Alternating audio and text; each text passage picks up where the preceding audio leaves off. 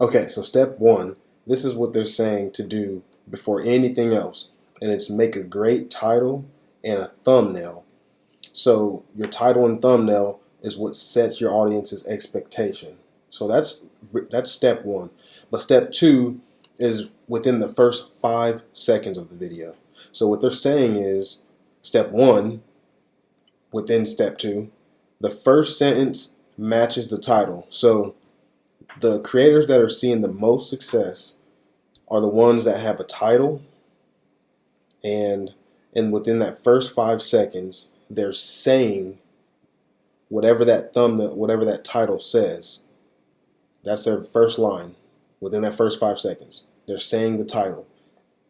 And then step two, within step two, the first shot matches the thumbnail. So whatever you have your thumbnail as, I mean, like, I don't know, if you're standing upside down on your head or something, you start the video standing upside down on your head, that type of thing.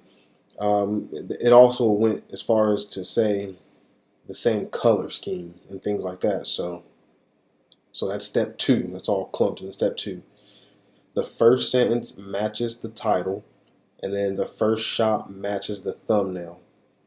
And then step three is the rest of the intro. So there was a couple there. There's a few different ways to do it, but for one, you want your video, your intro, to be 25 seconds or less. Some people even say under 10 seconds. So that's after that first 5 seconds. After that first 5 seconds, which is the intro, which is called the hook, I believe, then there is the rest of your intro, which is 25 seconds or less, or some even go as low as 10 seconds or less.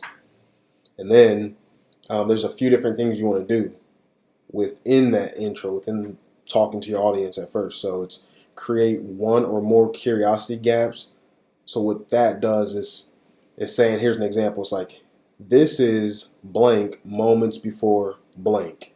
And then it gets people thinking, oh, well, I need closure. Like, your mind says, I need closure. So I want to see what happens after that. So the next thing is provide the relevant context and setup. So whatever your thumbnail said, you go to that, and then you start showing pieces of that puzzle and tell them what's going on, why it's happening, or why you think it may be happening, what you're going to do to find out, things like that. And then last is leverage input bias. So showing and telling people that you've spent a lot of time and effort into the video. So I've seen this where people said, I read 1,000 self-help books, so you don't have to. Here's what I learned. So then, I mean, typically it takes you a few hours to read a book. So if she's or he has read 1,000 books, then that's 10,000 hours of reading.